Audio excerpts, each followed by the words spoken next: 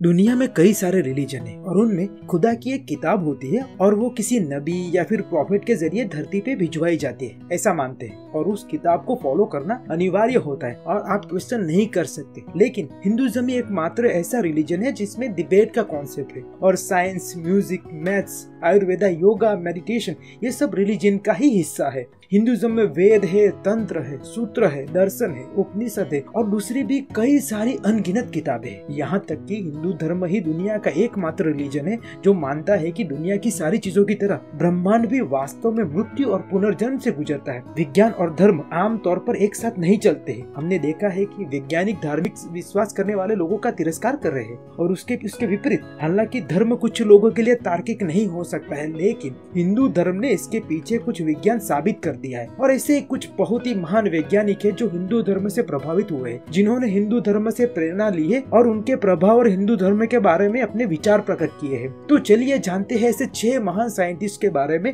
जिन्होंने हिंदू स्क्रिप्चर को न ही सिर्फ पढ़ा और समझा बल्कि अपनी थियरीज को प्रूव करने के लिए उसका उपयोग भी किया। तो पहले है एरविन श्रोडिंगर। ये ऑस्ट्रियाई फिजिसिस्ट ने 1933 में फिजिक्स में नोबेल प्राइज भी जीता था। लेकिन अगर आप उनकी जीवनी और उनके द्वारा प्रकाशित कुछ कार्यों को पढ़ेंगे तो आपको उनकी रचनाओं में हिंदू धर्म के प्रभाव का एहसास होगा। श्रोडिंगर ने अपनी book my view of the world में कहा है कि ये जीवन ही संपूर्ण सत्य है और ना कि ये संपूर्ण सत्य का एकमात्र हिस्सा है। और इस बात को हिंदू ब्राह्मण ने बहुत ही आसान भाषा में समझाया है, जैसे कि तत्वमसी मतलब ये तुम हो, या फिर मैं पूर्व में हूँ, मैं पश्चिम में हूँ, मैं ऊपर हूँ, मैं नीचे भी हूँ, मैं ही पूरी दुनिया हूँ, ऐसे समझाया है। श्रोडिंगर अद्वैत वेदांत दर्शन के अनुयायी थे। वो यह वस्तुओं या विषयों के बीच वास्तविक बहुलता को स्वीकार नहीं करता था। उनका मानना था कि बहुलता दिखाई देती है लेकिन यह वास्तविक नहीं है। उनका यह भी मानना था कि हम ही ब्रह्म है, द हायर कॉन्शियस। ऐसा उपनिषदों में भी कहा गया है, अहम ब्रह्मास्मि। उन्होंने खुद कहा है कि उनकी बहुत सारी थियरीज और आइडिया वेदांता के अध्ययन से ही आई है। दूसरे है Werner Heisenberg. Heisenberg German scientist है और उनको क्वांटम मैकेनिक्स में नोबेल प्राइज मिला था और वो हमेशा क्वांटम मैकेनिक्स को वेदों से समझने की कोशिश करते थे। उन्होंने कहा था कि जो फिजिक्स की चीजें उनको शुरुआत में समझने में बहुत कठिनाई होती थी, वो इंडिया की स्पिरिचुअल परंपराओं का मूलभूत सिद्धांत था। उन्होंने अपने एक फ्रेंड फ्रिक्टोस कैप्रा को बताया था कि जब वे इंडिया गए थे तब रविंद्रनाथ, उन्होंने बताया कि वो बातचीत ने उनके क्वांटम फिजिक्स के जो शुरुआत में क्रेजी लगने वाले आइडिया थे वो एकदम से आसान हो गए। उन्होंने ये भी कहा था कि भारतीय दर्शन के बारे में बातचीत के बाद क्वांटम फिजिक्स के कुछ विचार जो इतने पागल लग रहे थे अचानक अधिक समझ में आने लगे। क्वांटम सिद्धांत उन लोगों के लिए हास्यास्पद नहीं होगा जिन्होंने वेदांत को पढ़ा है। और तीसरे है रॉबर्ट ओपनहेमर। आप इनके बारे में और ज्यादा जानेंगे क्योंकि कुछ टाइम में उनकी बायोपिक आ रही है और उससे बहुत ही जाने माने डायरेक्टर क्रिस्टोफर नोलन बना रहे हैं। खैर, परमाणु बम के जनक जूलियस रॉबर्ट ओपनहेमर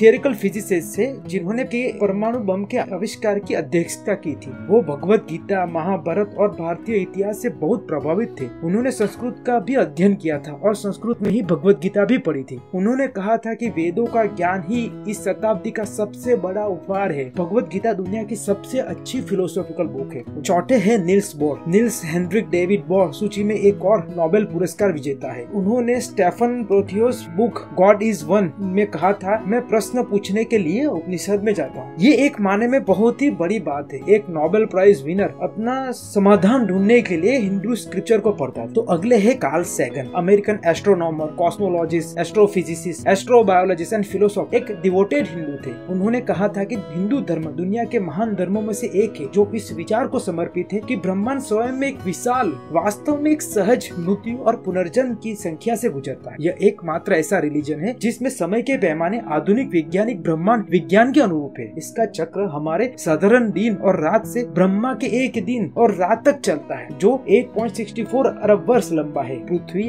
या सूर्य की आयु से अधिक और बिग बैंग के बाद से लगभग आधा समय और अभी भी बहुत अधिक समय के पैमाने हैं। उन्होंने भगवान शिवा के जो नटराज स्वरूप है उससे भी ब्रह्मांड के सर्जन की थियरी दी थी। और अंत में है निकोला टेस्ला। निकोला टेस्ला शायद अब तक के सबसे महान वैज्ञानिक है और उनके आविष्कारों ने मानव जाति के लिए एक महान योगदान दिया है। वो भी वैदिक कॉन्सेप्ट से बहुत ही प्रभावित थे। वो स्वामी विवेकानंद से भी मिले थे टेस्ला वेदांतिक प्राण और आकाश और कल्पों के बारे में सुनकर मंत्रमुग्ध हो गए, जो उनके अनुसार आधुनिक विज्ञान के एकमात्र सिद्धांत है जो उसके साथ मिलते हैं। वैसे तो लिस्ट बहुत ही बड़ी है और कई सारे मॉडर्न साइंटिस्ट भी हिंदुइज्म से बहुत ही इंस्पायर्ड है और हिंदू स्क्रिप्चर को पढ़ के प्रेरणा लेते हैं, और ऊपर से योग मेडिटेशन पे भी बहुत रिसर्च हो रही है। तो कमेंट में बताइए कि कौन कौन से दूसरे साइंटिस्ट है जो हिंदुइज्म से प्रभावित है। ये वीडियो आपको कैसा लगा? अगर अच्छा लगा तो कृपया करके लाइक शेयर और सब्सक्राइब कीजिए। धन्यवाद।